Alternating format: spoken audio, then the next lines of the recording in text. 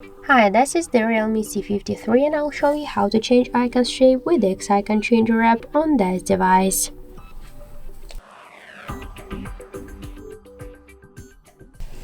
So first we should get the X icon changer app from the Play Store. That's why open the Play Store and in the search pool enter the X icon changer.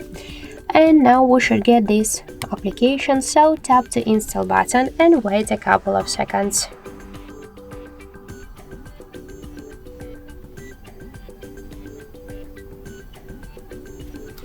So then just tap to open the app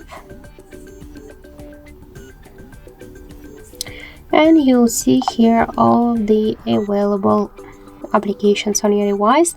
Just use one from the options. You could rename it if you want. You could use photo from your device library, not to the photo, the icon, the defaults. Also you could use photo from your gallery or to take a picture in camera app.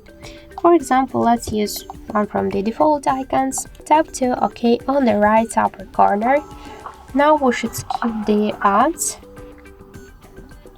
So just tap to skip video. And now we could add our shortcut to home screen. So now we could change next icon by the same way or just to go to the desktop. So that's it. We could see here the change or the difference between our two applications icons.